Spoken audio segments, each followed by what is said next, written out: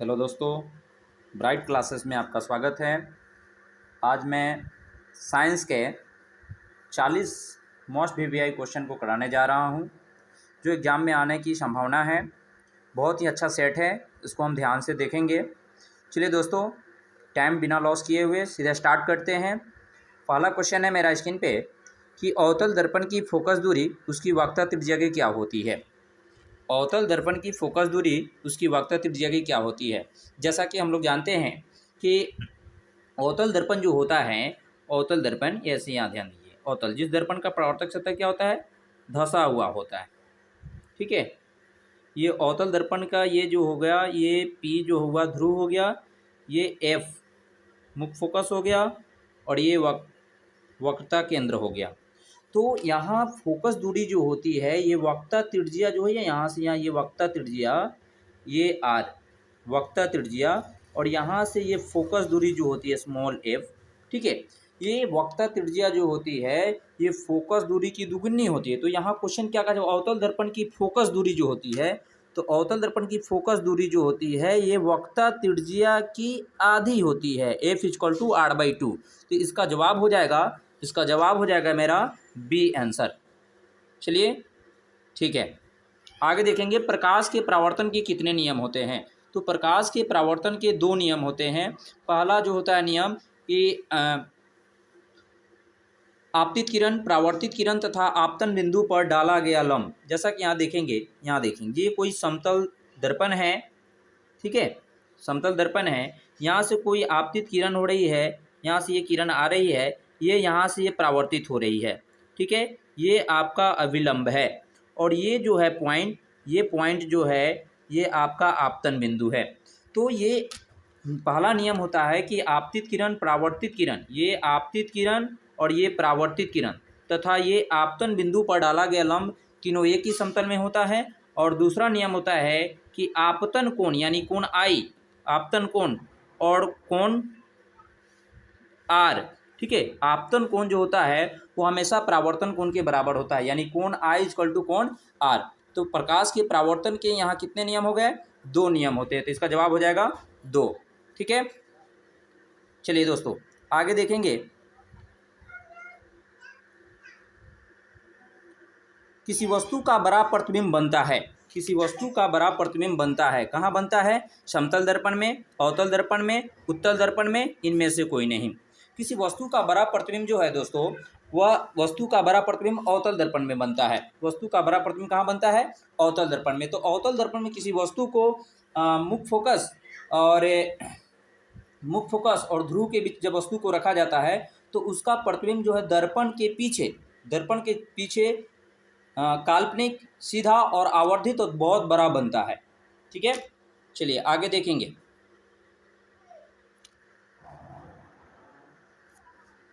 Question है कि मानव नेत्र जिस भाग पर किसी वस्तु का प्रतिबिंब है वह क्या है, कॉर्निया है, परितारिका है, पुतली है या दृष्टिपटल है। फिर से क्वेश्चन को समझेंगे। मानव नेत्र जिस भाग पर वस्तु का प्रतिबिंब है वह है क्या है, कॉर्निया है, परितारिका है, पुतली है, दृष्टिपटल है।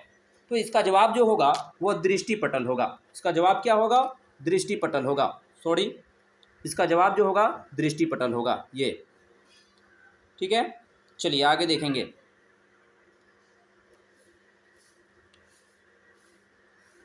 नेक्स्ट क्वेश्चन है कि चंद्रमा पर, नेक्स्ट क्वेश्चन देखेंगे, 5 नंबर क्वेश्चन को देखेंगे। 5 नंबर क्वेश्चन, चंद्रमा पर खड़े अंतरिक्ष यात्री को आकाश कैसा प्रतीत होता है। यहाँ पर प्रश्न देखिए, चंद्रमा पर खड़े अंतरिक्ष यात्री को आकाश प्रतीत होता है कैसा। इसका जवाब जो होगा वह काला होगा। इसका जवाब क्या होगा, काला होगा। ठीक है, चलिए आगे देखेंगे। एक स्वस्थ आँख की दूरी बिंदु होती है। एक स्वस्थ आँख की जो दूर बिंदु होती है, वह स्वस्थ आँख की दूर बिंदु जो मानी जाती है दोस्तों, वह दूर बिंदु जो होता है वह स्वस्थ आँख की दूर बिंदु, एक मिनट,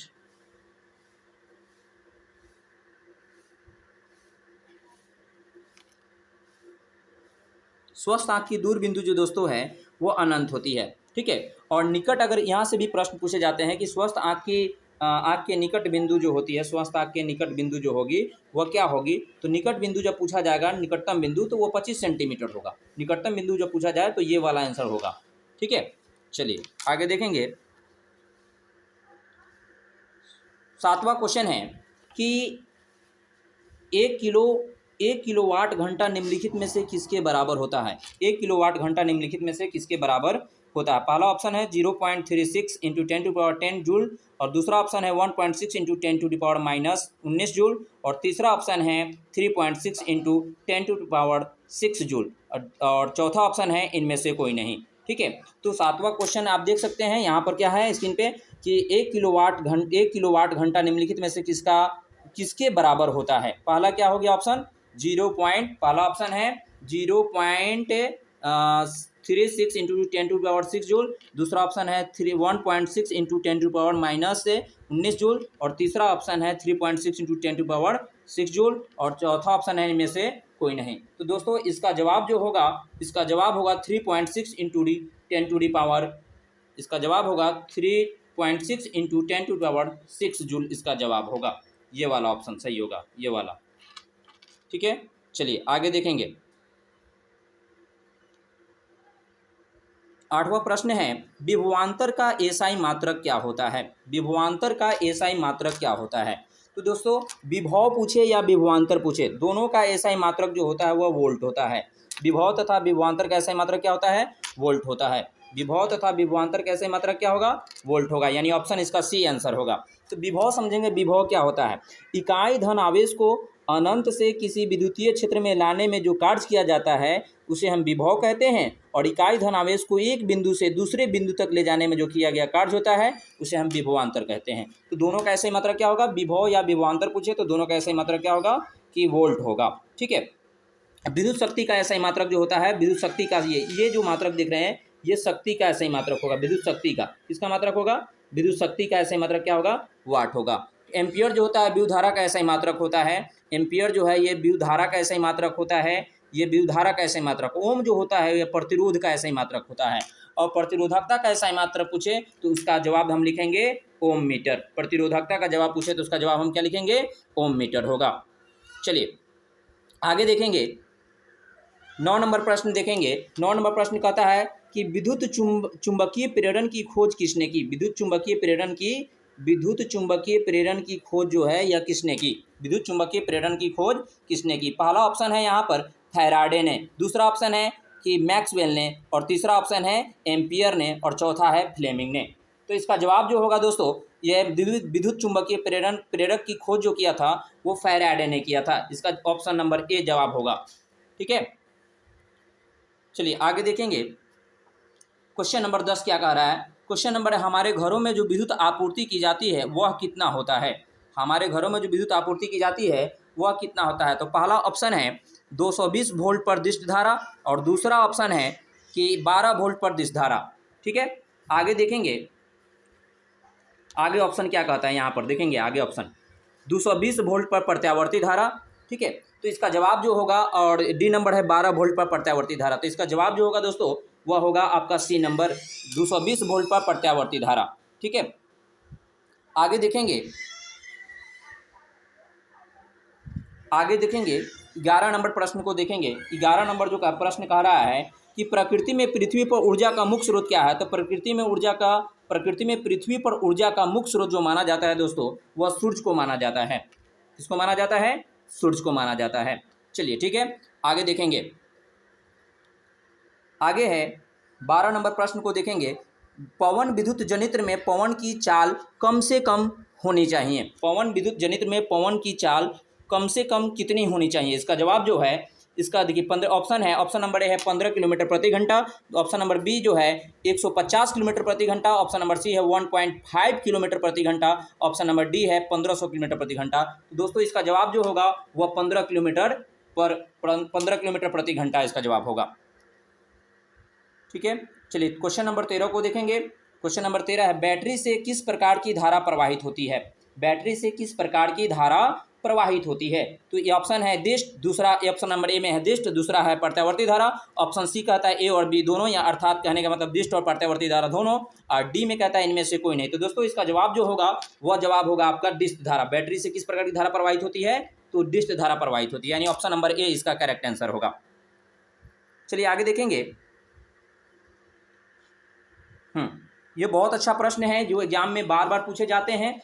14 नंबर प्रश्न को देखेंगे। ये 14 नंबर जो प्रश्न हैं ये बहुत VVI प्रश्न हैं जो एग्जाम में कई बार पूछे गए हैं। ठीक है, यहाँ पर देखेंगे प्रश्न क्या कहता है। प्रश्न जरा ध्यान देंगे। कहता है समीकरण CaCO3 यानी कैल्शियम कार्बोनेट, इसी को देखिए दोस्तों यहाँ पर ध्यान देंगे। यहाँ से एक प्रश्न बनता है, यहाँ से CaCO3 देखिए क्या लिखा हुआ है, CaCO3। इसी को दोस्तों कहा जाता है चूना पत्थर, कैल्शियम कार्बोनेट, ठीक है, खरिया, चौक, ठीक है, और इसको संगमरमर भी कहा जाता है। तो कभी कभी ऑप्शन में ऐसा देता है निम्नलिखित में कौन सा मतलब ये निम्नलिखित में कौन भिन्न है। तो कभी कभी ऐसा देखने को मिलता है कि संगमरमर, ठीक है, चूना पत्थर, उसके बाद देखने को मिलता है कि खड़िया ना, इनमें सभी। तो ऐसा अगर ऑप्शन है तो इनमें सभी हो जाएगा। चलिए दोस्तों यहाँ पर जवाब जो है प्रश्न क्या कहे जा रहे हैं, यहाँ प्रश्न को जरा समझेंगे। 14 नंबर प्रश्न जो कह रहा है कि समीकरण CaCO3 इसको उष्मा हीट किया जा रहा है, यानी इसको गर्म किया जा रहा है। इसको हम जब गर्म कर रहे हैं, इसको हम जब गर्म करेंगे, ठीक है, तो कैल्शियम ऑक्साइड, ये क्या चीज़ में बन रहा है, कैल्शियम ऑक्साइड और कार्बन डाइऑक्साइड में यह टूट जा रहा है। अर्थात यह एक प्रकार की जो है यह वियोजन अभिक्रिया है, वियोजन अभिक्रिया है। ठीक है, इसका ऑप्शन नंबर ए आंसर होगा।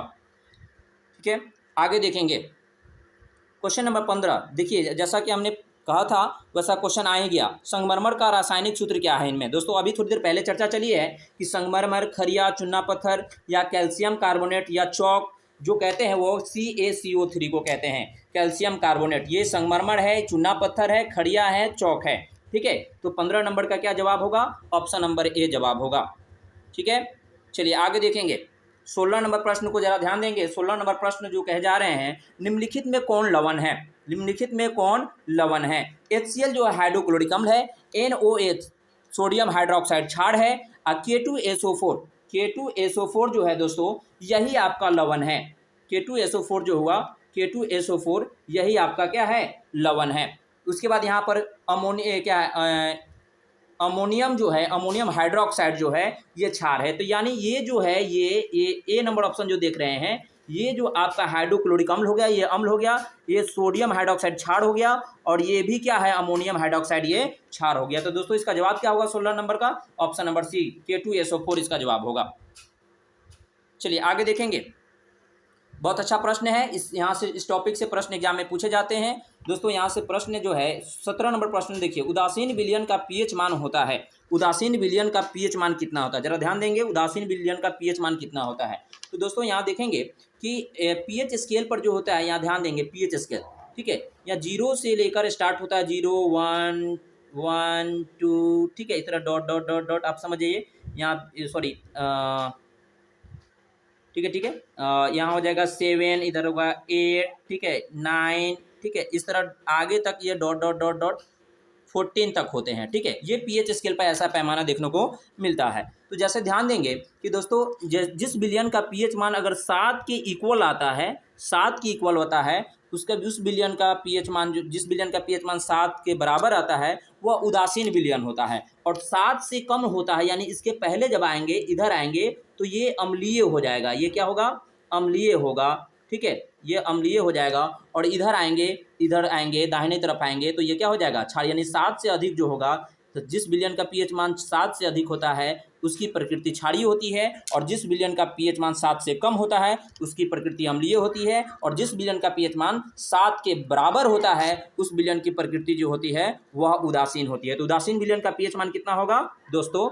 B number option correct answer होगा, क्योंकि उदासीन विलयन का pH मान कितना होता है? 7 होता है। चलिए ध्यान देंगे आगे। अगर नेक्स्ट प्रश्न जो है यहाँ पर दोस्तों देखेंगे 18 नंबर प्रश्न जो कहे जा रहे हैं, बेकिंग सोडा का रासायनिक सूत्र क्या होता है? बेकिंग सोडा का रासायनिक सूत्र क्या होता है? जरा ध्यान देंगे, बेकिंग सोडा का रासायनिक सूत्र यहाँ देखेंगे। ये ऑप्शन नंबर पहले देखिए, और इसका जवाब जो होगा NaHCO, पहला ऑप्शन जो है NaHCO3 पहला ऑप्शन है। दूसरा ऑप्शन है NaOH, तीसरा ऑप्शन है Na2CO3 और चौथा ऑप्शन है KOH। ये दोस्तों यहाँ पर ध्यान देंगे कि पहला ऑप्शन जो है NaH, इसको सोडियम बाइकार्बोनेट, बेकिंग सोडा को सोडियम बाइकार्बोनेट के नाम से भी जाना जाता है। बेकिंग सोडा को सोडियम बाइकार्बोनेट के नाम, जिसे सोडियम, देखिए सोडियम बाइकार्बोनेट, जरा ध्यान देंगे यहाँ पर सोडियम बाइकार्बोनेट, सोडियम बाइकार्बोनेट। तो सोडियम, देखिए सोडियम पर जो होता है दोस्तों Na+1 होता है, ठीक है, और बाइकार्बोनेट का होता है HCO3 इस पर -1 होता है, ठीक है। दोस्तों अगर समान संख्या आता है ऊपर में तो ये कट जाता है दोनों, तो क्या आ गया NaH और CO3, sodium bicarbonate. Sodium bicarbonate जो है वो बेकिंग सोडा, ठीक है, बेकिंग सोडा या खावा सोडा, खाने का सोडा के नाम से जाना जाता है। ऑप्शन नंबर इसका ए आंसर होगा। बी जो है सोडियम हाइड्रोक्साइड है, बी जो है यहाँ पर सोडियम हाइड्रोक्साइड है जो कि क्षार है, और Na2CO3 ये सोडियम कार्बोनेट है। और तीसरा जो है, तीसरा दोस्तों जो ऑप्शन है वह KOH है। तीसरा ऑप्शन क्या है? KOH यानी पोटेशियम हाइड्रोक्साइड है। तीसरा ऑप्शन क्या होगा? पोटेशियम हाइड्रोक्साइड, यानी सोडियम बेकिंग सोडा का रासायनिक सूत्र जो होगा, बेकिंग सोडा का रासायनिक सूत्र या कह देगा इसको खाने का सोडा या खावा सोडा या सोडियम बाइकार्बोनेट, इसका जवाब जो होगा दोस्तों वह क्या जवाब होगा? NaHCO3, यानी option number A correct answer होगा। चलिए आगे ध्यान देंगे, आगे ध्यान देंगे क्या कहता है, सीसा और टीन की मिश्र धातु को क्या कहते हैं। दोस्तों बहुत अच्छा प्रश्न है, 19 नंबर प्रश्न जो है मोस्ट इंपोर्टेंट प्रश्न है। कहता है क्वेश्चन कि सीसा और टीन की मिश्र धातु को क्या कहते हैं। तो सीसा और टीन की मिश्र धातु जो है दोस्तों वो सोल्डर के नाम से जानी जाती है। किसके नाम से जानी जाती है? सोल्डर। सीसा और टीन की मिश्र धातु क्या कहलाती है? सोल्डर कहलाती है। चलिए आगे ध्यान देंगे, सीसा और टीन की मिश्र धातु क्या कहलाती है? सोल्डर कहलाती है। चलिए आगे देखेंगे, चलिए अब ध्यान देंगे यहाँ पर 20 नंबर, बहुत अच्छा प्रश्न है 20 नंबर प्रश्न को यहाँ ध्यान देंगे। 20 नंबर प्रश्न को देखेंगे यहाँ पर। 20 नंबर क्या है? एथेनॉल का क्रियाशील मूलक क्या होता है। एथेनॉल का दोस्तों सूत्र जानेंगे। एथेनॉल जो होता है C2H5OH होता है। एथेनॉल का सूत्र क्या होता है? C2H5OH होता है, जिसको हम इथाइल अल्कोहल के, जिसका साधारण नाम जो होता है वो साधारण नाम दोस्तों जो होता है C2H5OH का साधारण नाम जो होता है इथाइल अल्कोहल होता है, और इसका IUPAC नाम जो होता है इथेनॉल होता है। यही शराब में पाया जाता है इथेनॉल, C2H5OH। तो इसमें ज़रा ध्यान देंगे कि OH जो है यहाँ पर OH यही क्रियाशील मूलक है, यानी दोस्तों इथेनॉल का क्रियाशील मूलक जो जवाब होगा ऑप्शन नंबर ए होगा। ये क्या हो गया? OH। ऑप्शन नंबर ए जो होगा option number A is correct answer होगा, यानी इसका ऑप्शन क्या हो गया? OH जो है क्रियाशील मूलक है इसमें। और ये जो देख रहे हैं ऑप्शन नंबर बी जो देख रहे हैं दोस्तों, ये CHO ये एल्डिहाइड का है, और ये देखिए C single bond COOH, single bond COOH जो होता है ये कार्बोक्सिलिक एसिड का होता है। ये CO जो देख रहे हैं ये कीटोन का होता है। चलिए ध्यान देंगे आगे नेक्स्ट क्वेश्चन की ओर हम बढ़ते हैं।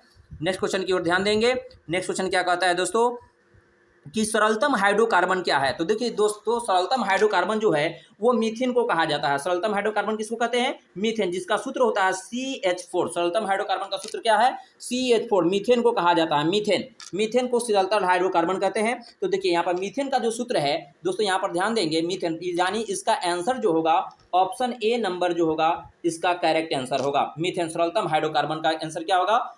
मीथेन होगा। चलिए आगे देखेंगे यहाँ पर कि यहाँ पर मीथेन का जो सूत्र है वो CH4 हो गया। उसके बाद अगर इथेन का अगर बात की जाएगा और इथेन का संरचना इथेन का अगर सूत्र अगर पूछा जाए तो इथेन का सूत्र जो होगा दोस्तों वो होगा C2 और H6 होता है। जैसा कि अल्केन का सामान्य सूत्र जो होता है, अल्केन, जरा ध्यान देंगे, अल्केन ये मोस्ट इंपॉर्टेंट है, ये भी इसको ध्यान देंगे। अल्केन का सामान्य सूत्र जो होता है दोस्तों वो होता है CnH2n, ठीक है, CnH2n+2, ये अल्केन का होता है, ठीक है। तो अल्केन में देखिए जब कार्बन 1 हो तो उसको मेथ पढ़ते हैं, कार्बन 2 हो तो एथ पढ़ेंगे, कार्बन 3 हो तो प्रोप पढ़ेंगे, कार्बन 4 हो तो ब्यूट, कार्बन 5 हो तो पेंट, 6 हो तो हेक्स, कार्बन 7 हो तो हेप, कार्बन 8 हो तो हेप ऑक्ट, कार्बन 9 हो तो नॉन, कार्बन 10 हो तो डेक पढ़ते हैं। तो जैसे यहाँ पर देखिए यहाँ पर एथेन का सूत्र क्या होगा? C2, एथेन का सूत्र हो गया, मेथेन का सूत्र हो गया CH4, ठीक है, मेथेन का सूत्र हो गया CH4, एथेन का हो गया C2, H6 हो जाएगा। प्रोपेन का पूछा जाए, प्रोपेन इसका अगर सूत्र पूछा जाए प्रोपेन का, तो प्रोपेन का जवाब सूत्र जो होगा C3H8 होगा, और ब्यूटेन का अगर पूछा जाए ब्यूटेन का तो C4H10 होगा, C4H10 होगा, यानी सरलतम हाइड्रोकार्बन जो है इसका जवाब दोस्तों क्या होगा? ए नंबर इज करेक्ट आंसर होगा, मीथेन होगा। चलिए आगे नेक्स्ट क्वेश्चन की ओर बढ़ते हैं। चलिए 22 नंबर क्वेश्चन को जरा ध्यान देंगे। 22 नंबर प्रश्न को देखेंगे। यहाँ पर 22 नंबर क्या कहा जा रहा है? 22 नंबर, निम्नलिखित में कौन सबसे अधिक अभिक्रियाशील है? निम्नलिखित में सबसे अधिक अभिक्रियाशील कौन है? 22 नंबर प्रश्न को देखेंगे। क्वेश्चन क्या कहा? निम्नलिखित में कौन अधिक क्रियाशील है? ठीक है, तो देखिए दोस्तों, सबसे अधिक जो होता है क्रियाशील वो पोटेशियम होता है। ध्यान देंगे, पोटेशियम, पोटेशियम, कैल्शियम। ठीक है, इसका एक लॉजिक है। चलिए यहाँ पर लॉजिक काम नहीं करेगा, यानी इसका जो जवाब होगा दोस्तों, ये ऑप्शन के अनुसार जो होगा वह ए आंसर होगा। ठीक है, निम्नलिखित में कौन सबसे अधिक अभिक्रियाशील या क्रियाशील है? तो वह क्या होगा? कॉपर होगा। ठीक है, Cu। ऐसे एक नंबर स्थान पे जो आता है दोस्तों वो पोटेशियम आता है, पोटेशियम। ठीक है, पोटेशियम आता है। ठीक है, और सबसे कम में आ जाएगा यहाँ पर ये चांदी हो जाएगा, सोना हो जाएगा, ये सब। चलिए आगे बढ़ेंगे। हाँ, बहुत अच्छा ये भी प्रश्न देखने को मिल रहा है। यहाँ पर 23 नंबर प्रश्न को देखेंगे। 23 नंबर प्रश्न जो है, आवर्त सारणी के उदग्र स्तंभों को क्या कहते हैं? बहुत अच्छा प्रश्न है। देखिए आवर्त सारणी में ऐसे, देखिए उदग्र स्तंभ ऐसे कहते हैं, ये ऐसे लाइन होते हैं, ध्यान देंगे, ऐसे, ये ऐसे लाइन जो होता है आवर्त सारणी में, ऐसे खंड जो है, देखिए एक ऐसे खंड होते हैं, एक ऐसे होते हैं। ठीक है, तो जरा ध्यान देंगे कि आवर्त सारणी के उदग्र, उदग्र स्तंभ ये वाला हो गया, उदग्र वाला, ये सब देखिए, ये सब उदग्र है, ये उदग्र है, लंबवत जो स्टेट में, ये देखिए ये उदग्र इसको बोलेंगे, ये सब उदग्र है, ये उदग्र है। ठीक है, तो आवर्त सारणी के उदग्र स्तंभ को जो है, आवर्त सारणी के उदग्र स्तंभ को वर्ग कहते हैं। आवर्त सारणी के उदग्र स्तंभ को क्या कहते हैं? वर्ग कहते हैं, या इसी को इंग्लिश में क्या कहेंगे? ग्रुप कहेंगे, ग्रुप कहेंगे। और क्षैतिज, क्षैतिज स्तंभ जो है, क्षैतिज ये वाला जो देख रहे हैं क्षैतिज स्तंभ, इसको हम आवर्त कहते हैं। इसको हम क्या कहते हैं? आवर्त कहते हैं। ठीक है, इसको हम आवर्त कहेंगे। तो आधुनिक आवर्त सारणी में, आधुनिक आवर्त सारणी में अगर बात पूछी जाए कि आधुनिक आवर्त सारणी में कुल वर्गों की संख्या कितनी है, तो आधुनिक आवर्त सारणी में कुल वर्ग जो है वह 18 है। और आवर्त की अगर बात की जाए, आवर्त की बात की जाए, ठीक है, सॉरी, आवर्त की जब बात की जाए, आवर्त, ठीक है, आवर्त की बात की जाए तो वो होगा 7। मेंडलीव के अनुसार अगर बात की जाए कि मेंडलीव के अनुसार मेंडलीव के आवर्त सारणी में वर्गों की संख्या कितनी है, तो मेंडलीव के अनुसार, मेंडलीव के अनुसार ध्यान देंगे, मेंडलीव, मेंडलीव, मेंडलीव के अनुसार आवर्तों की संख्या अगर पूछी जाए तो मेंडलीव के अनुसार आवर्त भी कितने थे? 7 ही थे। लेकिन मेंडलीव के अनुसार वर्ग जो थे वो मात्र 9 ही थे। इनके अनुसार प्रकृति में मात्र 56 ही तत्व पाए गए थे। चलिए ध्यान है, चलिए आगे देखेंगे। तो यहाँ पर प्रश्न क्या कहा मेरा 23 नंबर कि आवर्त सारणी के उदग्र स्तंभ को क्या कहते हैं? तो दोस्तों इसका जवाब क्या होगा? 23 नंबर का जवाब जो होगा, उदग्र स्तंभ को वर्ग कहते हैं। अगर क्षैतिज पूछता तो इसका जवाब आवर्त होता, यानी ऑप्शन नंबर क्या है इसका जो है ए आंसर होगा। चलिए आगे बढ़ते हैं। चलिए आगे प्रश्न, आवर्त सारणी में कितने वर्ग होते हैं? आवर्त सारणी में कितने वर्ग होते हैं? तो दोस्तों यहाँ पर ध्यान देंगे, ऑप्शन थोड़ा सा मिस्टेक है। आवर्त सारणी में कितने वर्ग होते हैं, तो देखिए ये ऑप्शन होना चाहिए, यहाँ पर ध्यान देंगे, ये ऑप्शन होना चाहिए 15, ठीक है, ये 16, 17, 18। ठीक है, आवर्त सारणी में कितने वर्ग होंगे? ठीक है, तो इसका जवाब जो होगा, आवर्त सारणी में कितने वर्ग होंगे, तो इसका जवाब होना चाहिए कि आवर्त सारणी में वर्ग जो पूछे जा रहे हैं वो 18 हैं। ठीक है, इससे पहले में क्वेश्चन में हमने थोड़ा मिस्टेक किया था क्या? दोस्तों ध्यान देंगे, अगर मिस्टेक हो थोड़ा सा ध्यान देंगे कि आवर्त सारणी, आधुनिक आवर्त सारणी में कुल वर्गों की संख्या जो है वो 18 है। कुल वर्गों की संख्या कितनी है? 18 है। और आवर्त पूछे जाएंगे, आवर्त, ठीक है, तो आवर्त अगर पूछे जाते हैं तो वो 7 होंगे। ठीक है, चलिए आगे ध्यान देंगे। आ गया प्रश्न, बहुत अच्छा है। प्रश्न कहता है कि अष्टक नियम के प्रतिपादक कौन थे? ठीक है, अष्टक नियम जो दिए थे वह न्यूलैंड्स ने दिया था। अष्टक नंबर किसने दिया था? अष्टक नियम जो था, न्यूलैंड्स का अष्टक नियम दोस्तों ने पढ़ा था। तो ये इनका जो आवर्त सारणी का जो नियम है, इन्होंने बढ़ते हुए परमाणु भारों के क्रम में सजाकर और कहा कि कहीं से प्रारंभ करने पर 8वें तत्व का गुण पहले तत्व के समान गुण वाले होते हैं, जैसा कि संगीत का 8वां स्वर पहले स्वर के समान होता है। जैसे देखिए सा, रे, ग, मा, प, ध, नी, ठीक है, सा, ठीक है, सारे ग म प ध नि सा, इस पर आधारित था इनका। ठीक है, तो इन्होंने कहा कि संगीत का 8वां स्वर जो होगा पहले स्वर के समान होता है, इस पर इनका आवर्त सारणी आधारित था। चलिए दोस्तों आगे बढ़ते हैं। प्रश्न है, यहाँ ध्यान देंगे, 26 नंबर प्रश्न को देखा जाए। 26 नंबर प्रश्न कहता है कि निम्न में कौन आयनिक यौगिक है? आयनिक यौगिक कौन सा है? निम्न में कौन आयनिक यौगिक है? दोस्तों इसका जवाब जो होगा कैल्शियम क्लोराइड जो है यह आयनिक यौगिक है। कैल्शियम क्लोराइड जो क्या है? आयनिक यौगिक है। CaCl2 ये आयनिक यौगिक है। चलिए आगे बढ़ेंगे, ध्यान देंगे। चलिए ये भी बहुत VBI प्रश्न है, जरा ध्यान देंगे। VBI प्रश्न है 27 नंबर जो है वह VBI प्रश्न है, VBI, ठीक है। ये VBI प्रश्न है 27 नंबर, जरा ध्यान देंगे। स्वपोषी पोषण के लिए आवश्यक है, क्वेश्चन बार बार पूछे जाते हैं, ठीक है। स्वपोषी पोषण के लिए आवश्यक है, तो स्वपोषी पोषण के लिए आवश्यक जो होता है, देखिए स्वपोषी, पहले प्रकाश संश्लेषण को समझेंगे। प्रकाश संश्लेषण होता क्या है कि जब हरे पेड़ पौधे सूर्य की प्रकाश की उपस्थिति में वायुमंडल से कार्बन डाइऑक्साइड और जमीन से खनिज लवण तथा जल लेकर क्लोरोफिल की अनिवार्यता में अपना भोजन संश्लेषित करते हैं, इस प्रक्रिया को प्रकाश संश्लेषण कहा जाता है। तो जरा यहाँ पर ध्यान देंगे, स्वपोषी, स्वपोषी किसको कहा जाता है? हरे पेड़ पौधों को कहते हैं। प्रकाश संश्लेषण क्रिया किसमें होती है? हरे पेड़ पौधों में होती है। तो स्वपोषण के लिए जो आवश्यक है दोस्तों, यहाँ पर देखिए इसका जवाब जो है कार्बन डाइऑक्साइड। अभी हमने पढ़ा कि सूर्य की प्रकाश की आवश्यकता जरूरत होती है, वो भी सही है। वायुमंडल से कार्बन डाइऑक्साइड लेता है, ये भी सही है। क्लोरोफिल की अनिवार्यता, ये भी सही है। और डी ऑप्शन मतलब इनमें सभी, यानी इसका जवाब जो होगा इनमें सभी होगा, ये वाला जवाब इसका सही आंसर होगा। चलिए आगे देखिए दोस्तों, आगे बढ़ेंगे। चलिए ऑक्सीजन क्या है? तो ऑक्सीजन दोस्तों जो है एक प्रकार का हार्मोन है। ऑक्सीजन जो है एक प्रकार का क्या है? हार्मोन है। चलिए आगे बढ़ेंगे, चलिए आगे देखेंगे। 30 नंबर प्रश्न जो है मोस्ट इंपॉर्टेंट क्वेश्चन है, ये VBI प्रश्न है। 30 नंबर को जरा ध्यान देंगे। 30 नंबर जो है, एक मिनट, 30 नंबर प्रश्न को जरा ध्यान देंगे। 30 नंबर प्रश्न क्या कहता है कि इंसुलिन की कमी के कारण रोग होता है। इंसुलिन की कमी से कौन सा रोग होता है? तो इंसुलिन की कमी से मधुमेह या इसी को डायबिटीज कहा जाता है। डायबिटीज, इंसुलिन की कमी से कौन सा रोग हुआ? मधुमेह या डायबिटीज। चलिए दोस्तों आगे बढ़ते हैं। चलिए आगे क्या कहता है, 31 नंबर प्रश्न कहता है कि पुष्पी पौधों में लैंगिक जनन किसके द्वारा होता है? पुष्पी पौधों में लैंगिक जनन किसके द्वारा होता है? पुष्पी पौधों में लैंगिक जनन, पहला ऑप्शन है पतियों द्वारा, दूसरा ऑप्शन है तन्ने द्वारा, तीसरा ऑप्शन है फूलों द्वारा, और चौथा ऑप्शन देखा जा रहा है तो वह क्या है? बीज द्वारा ऑप्शन कहता है। दोस्तों बताइए इसका आंसर क्या होगा? 31 नंबर प्रश्न को जरा ध्यान देंगे, ठीक है। तो पुष्पी पौधों में लैंगिक जनन जो है वह बीज के द्वारा होता है। पुष्पी पौधों में लैंगिक जनन जो होता है दोस्तों वो किसके द्वारा होता है? बीज के द्वारा होता है, बीज के द्वारा, ठीक है। चलिए आगे बढ़ेंगे। चलिए आगे देखिए नेक्स्ट प्रश्न क्या कहता है। 32 नंबर प्रश्न कहता है, 32 नंबर कि अंडाणु, 32 नंबर प्रश्न को देखेंगे क्या कहता है। 32 नंबर, अंडाणु निषेचित होता है। अंडाणु बताना है दोस्तों कि कहाँ निषेचित होता है अंडाणु, ठीक है। तो अंडाणु दोस्तों जो निषेचित होता है वह देखिए ऑप्शन नंबर कहता है योनि, गर्भाशय, फैलोपियन नलिका, अंडाशय। तो अंडाणु जो निषेचित होता है दोस्तों, अंडाणु वह अंडाशय में होता है। अंडाणुओं का निर्माण कहाँ होता है? अंडाशय में, ठीक है। तो यहाँ से एक और प्रश्न पूछे जाते हैं कि शुक्राणुओं का निर्माण कहाँ होता है, तो उसका जवाब होगा वृषण कोश में। शुक्राणु जो बनेगा दोस्तों, शुक्राणु जो बनेगा, ठीक है, शुक्राणु वो वृषण कोश में बनता है, वृषण कोश में, ठीक है। शुक्राणु कहाँ बनेगा? वृषण कोश में। अंडाणु पूछा जाएगा तो कहाँ बनेगा? अंडाणु पूछा जाए तो दोस्तों क्या इसका जवाब होगा? अंडाणु का जवाब होगा अंडाशय में, ठीक है।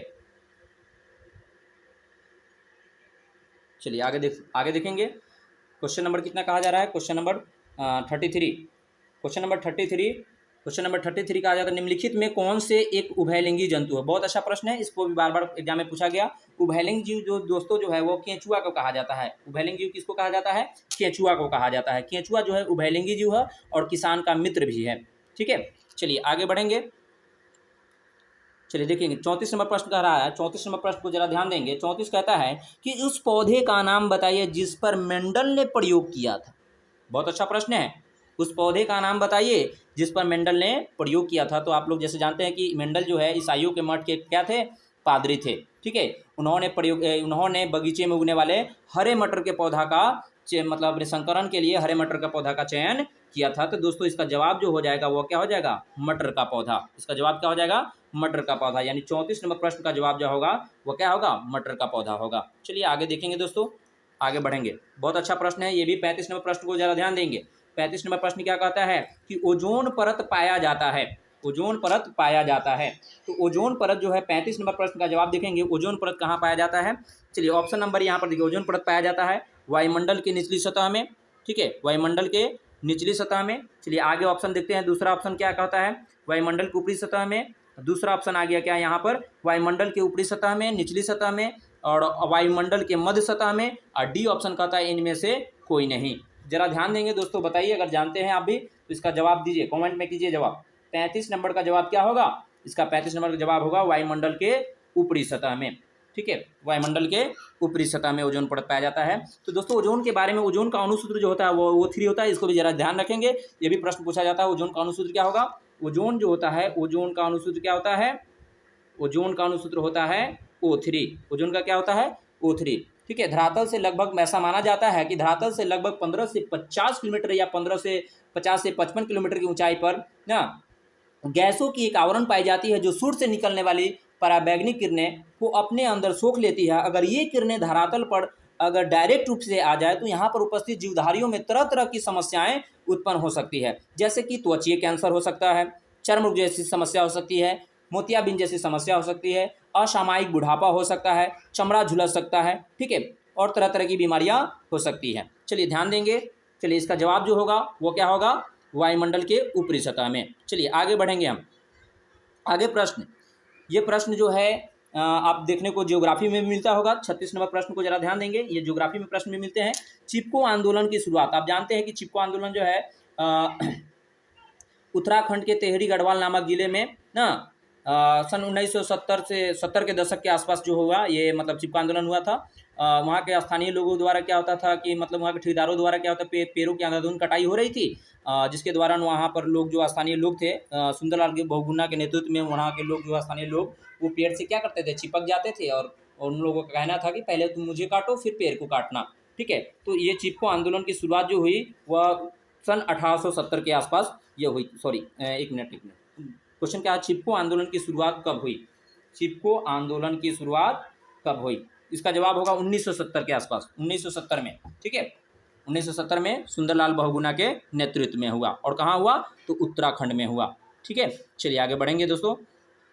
चलिए अब आगे देखेंगे, टिहरी बांध का निर्माण किस प्रदेश में किया गया है। टिहरी बांध का निर्माण जो है दोस्तों वह किस प्रदेश में किया गया है। ऑप्शन नंबर 1 आता है उत्तर प्रदेश, दूसरा ऑप्शन है उत्तराखंड, और तीसरा ऑप्शन है राजस्थान, और चौथा ऑप्शन है मध्य प्रदेश। ठीक है, इस प्रश्न का जवाब देखिए क्या होगा। प्रश्न कहता है टिहरी बांध का निर्माण किस प्रदेश में किया गया, जरा बताइए, टिहरी बांध का निर्माण किस प्रदेश में किया गया, तो उत्तराखंड में किया गया। इसका जवाब क्या होगा, ऑप्शन नंबर बी। ठीक है, चलिए ध्यान देंगे। आगे मोस्ट इंपॉर्टेंट प्रश्न जो है, बहुत ये कई बार एग्जाम में पूछा गया है दोस्तों। ठीक है, ये कई बार एग्जाम में पूछा गया है, जरा ध्यान देंगे। 38 नंबर प्रश्न को देखेंगे, क्या कहता है, द ओरिजिन ऑफ स्पेसीज नामक पुस्तक किसने लिखी। द ओरिजिन ऑफ स्पेसीज नामक पुस्तक किसने लिखी।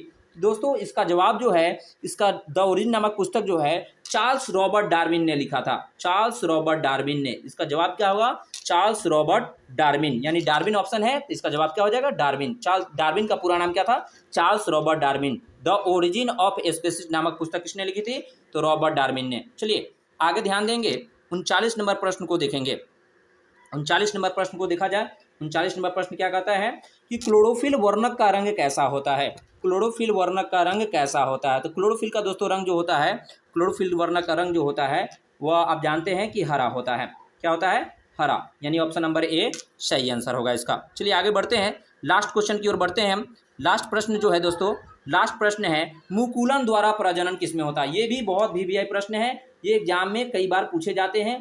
ठीक है, एग्जाम में ये VVI प्रश्न है, VVI है, वेरी वेरी इंपॉर्टेंट प्रश्न है। मुकुलन द्वारा प्रजनन किसमें होता है, तो मुकुलन द्वारा जो प्रजनन दोस्तों होता है वह ईस्ट में होता है। मुकुलन द्वारा प्रजनन किसमें होता है, ईस्ट में, यानी इसका करेक्ट आंसर जो है वह क्या होगा, बी ऑप्शन जो है करेक्ट आंसर होगा। दोस्तों अगर मेरी वीडियो अच्छी लगी हो तो प्लीज़ मेरे चैनल को सब्सक्राइब कीजिए, शेयर कीजिए और लाइक कीजिए, कमेंट कीजिए।